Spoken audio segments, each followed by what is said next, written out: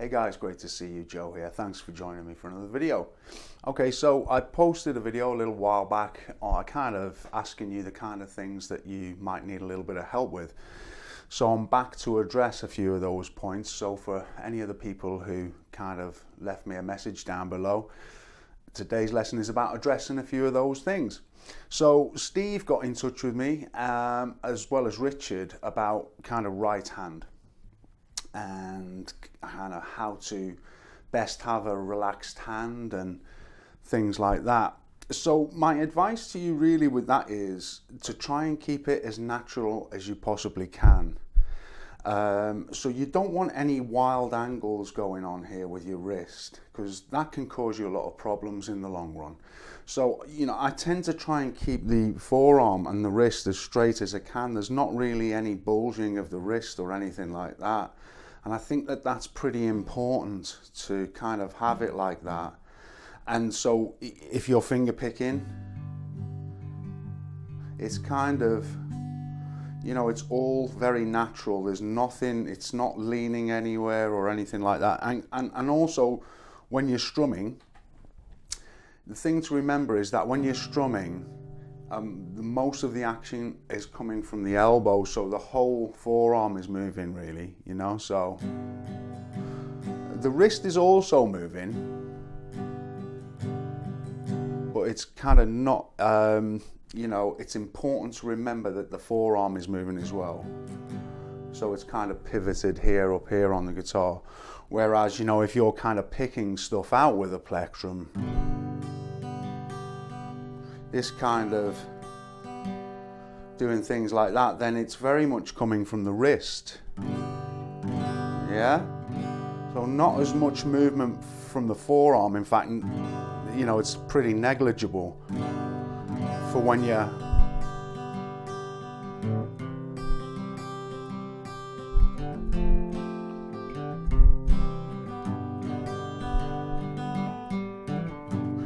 so when you're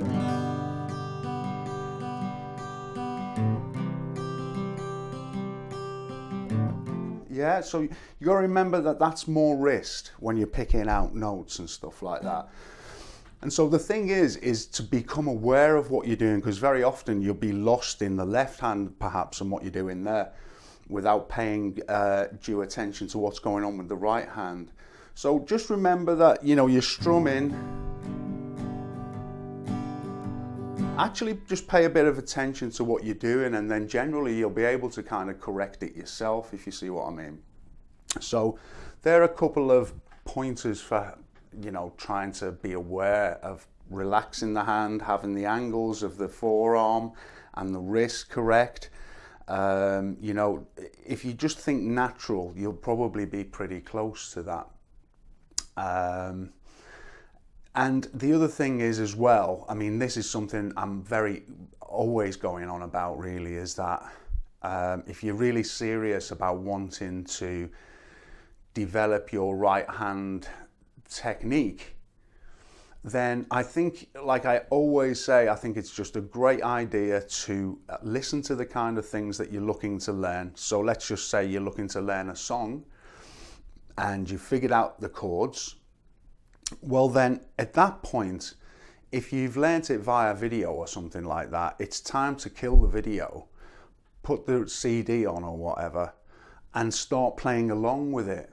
Yeah, and never paying any, you know, attention to the down, up, up, down thing as such, because really you're just looking to play the song in time initially, and that can be very basic. That's what you got to remember. So even if it's just you're going down and you're going along with the CD and you're just playing downstrokes, you know, that's far better for you in the long run, because the more you do it, you know, you'll start with your,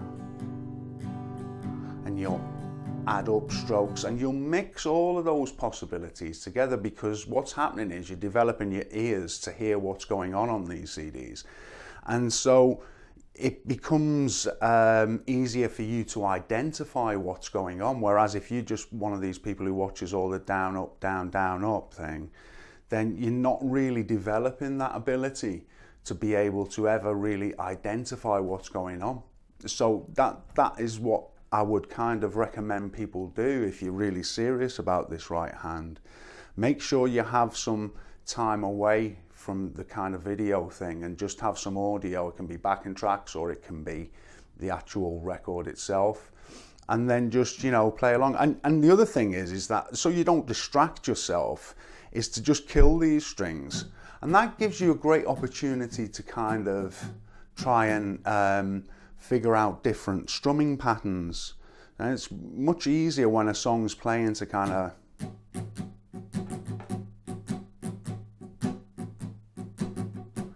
pick out something which really fits the song. So that would be my advice on the right hand. If you have any more questions, then feel free to drop those down below. Now, I'm just looking at these kind of questions here. I've just jotted out a few notes, and Terry mentioned about, you know, being at a certain level on the guitar, but not really being able to use that acquired knowledge to come up with your own tunes and things. And that's a very, very big subject for me to kind of cover just in a quick questions and answers, really. But essentially, if I'm reading the question correctly and you're just looking to get started on, you know, coming up with your own songs, then you need to look at the basic chords. So, you know, think of C, F and G as a starting point. And, you know, like most things, you start simple.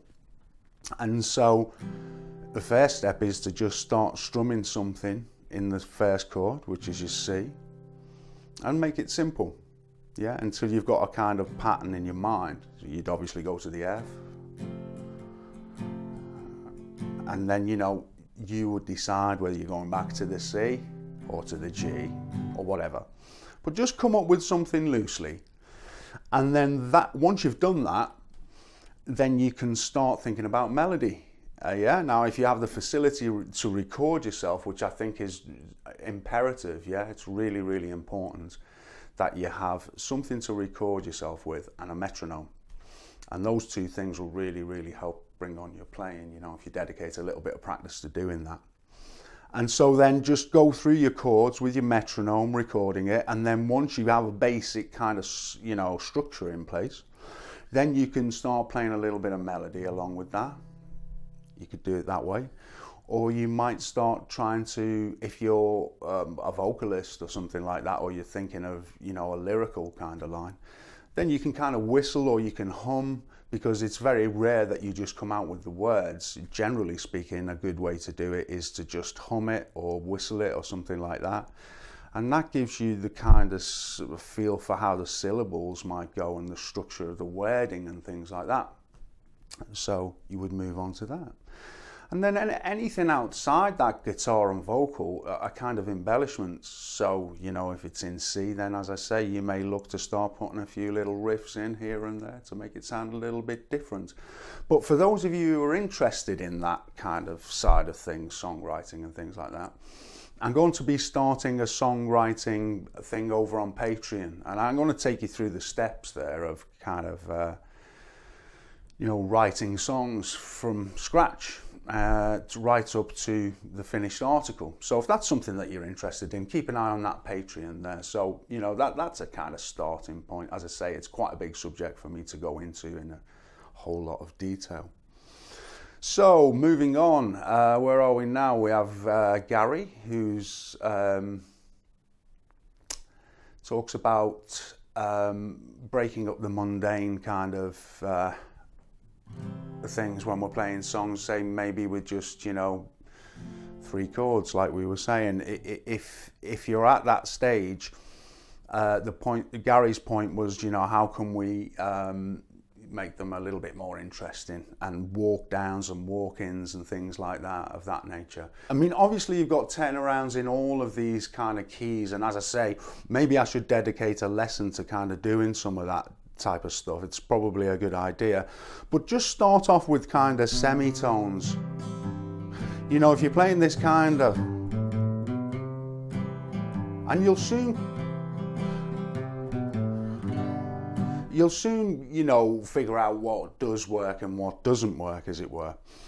You know, as I say, the semitones are a good starting point because it comes into so many things, like they're all semitones, and by that, that just means one fret. From there to there is a semitone, yeah? And if you take 2, that's a tone. So we're talking semitones, so if you're playing any kind of chords, you know, you can kind of walk in. Sometimes you can kind of add a little bit of interest by playing that as well. So rather than just playing a C chord, you can alternate the bass. And when you go to your G,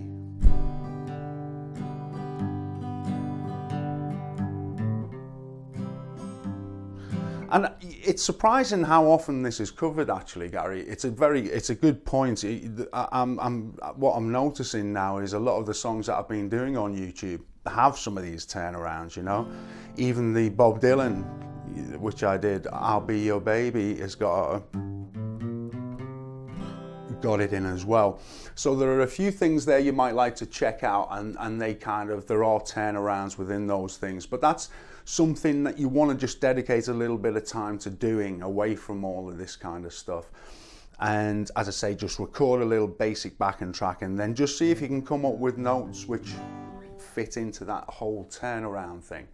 So moving on now to Art's Corner, who asks me about that was another one about making songs in real time together and maybe starting with the chords and the lyrics. So same things apply there. If you keep an eye on the Patreon, there's going to be a songwriting thing coming your way very shortly. Mark mentioned about tabs on screen. Unfortunately, I just don't get the time to do that, because it's a very, very time-consuming thing for me. It's just I'm kind of relatively slow anyway at it.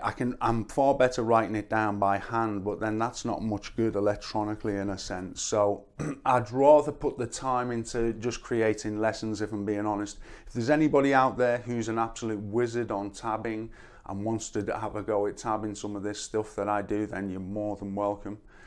We could then offer it to anybody who's interested. But realistically, it's not something I get a whole lot of time to do. Trayson asks me about ear training, and really, you know, that is again another subject in itself. There are many kind of things online that you can check out about ear training, but like I've said to you, and I keep on about this, and I won't really stop, because it's if I get one thing across, you know, this is something that's most important, and that is to spend time away from this kind of thing and be listening to your favorite music and just trying to figure basic things out. That you probably couldn't do much more, which would be best for your ears and stuff like that. If you're a user who uses an iPhone and iOS, there are lots of apps out there. One which I took a look at was Functional Ear Trainer, so you might like to have a look at that. That kind of, I think, is very, very useful for beginning to hear things, hearing notes and things of that nature. And whilst we're on the subject of apps, Guitar Toolkit, that is a brilliant little app. I think it's $4.99 or something of that order. But I recommend that to all my students, because out of all the stuff out there, it's just something that even I find very useful, I have to say. It's got a tuner on it, it's got chords, scales, loads of stuff on it, and you can't go wrong. So you may like to take a look at that. I think it's by Agile Partners. I'll put a link down below, and that's called Guitar Toolkit, and the other one being Functional Ear Trainer. That might be worth a look. Put a couple of links down to that. Okay, so Chad made a point which many people have actually made, and that is being able to transition between bar chords. Okay, now this isn't an uncommon thing, and it is really, there isn't really any good news here. It's just practice. And so it's just one of those things, the more you do it, the easier it becomes, okay? Now, let's just touch on a few things which are quite common here when kind of people are learning to do this. There's generally way too much pressure, you know, on the back of your hand here, and the front to some extent, okay? So the first thing you need to realize is that you've got to start to try and be aware of how hard you're pressing, even if it means going nowhere. Let's just forget about transitioning for a moment. We want to see how lightly we can press and get a full sound. across the strings. Okay, and think to yourself, do I have to be pressing as hard as this? So that's the first thing. You need to just be very, very accustomed to how hard you're pressing, and constantly remind yourself that, you know, I've got to try and do this by pressing as lightly as I can and getting the sound. Now, once you're at that stage, don't, as I say, worry about going anywhere initially. Then you might start taking a leap. Now remember, speed isn't important. It's just about how clean the transition is and how smooth it is, and that there are no kind of duff notes when you're changing between one from the other. Okay, now if you want to work out for your kind of bar chords and things, then you can kind of look at this status quo. Just look at status quo and all this kind of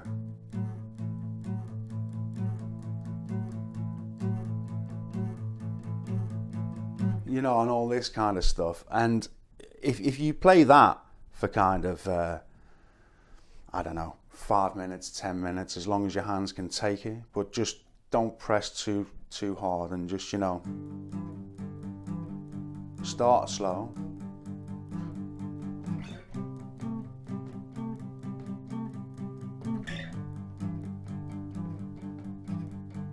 You know, that kind of thing.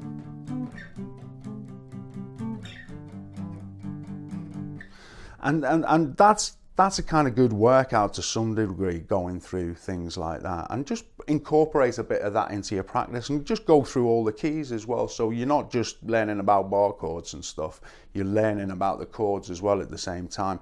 And that's why this is a good exercise. So you're thinking major, minor, major, yeah? So for example, say the chords as you're playing them: A major, D flat minor, G sharp, So just kind of say them as you're doing them as well, and then you're kind of incorporating two things into one there by doing that type of thing, yeah? So that's a kind of another thing that you can do to... And also you can play minor sevenths, and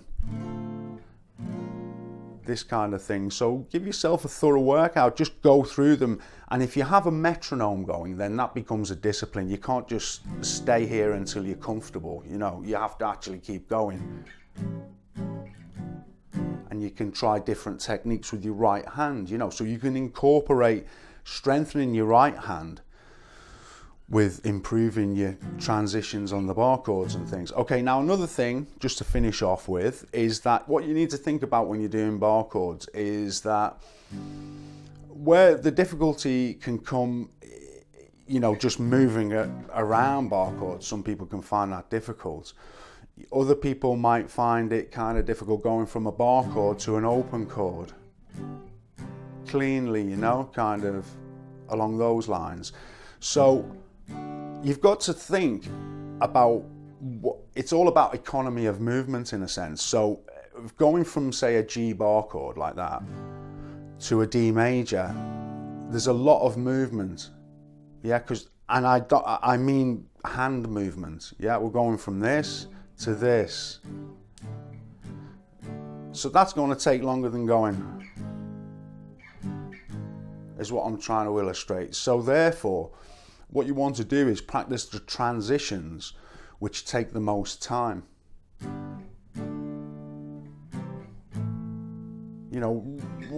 When you're really having to kind of go places, and then that combined with a metronome will really improve how you start moving around, doing this kind of thing.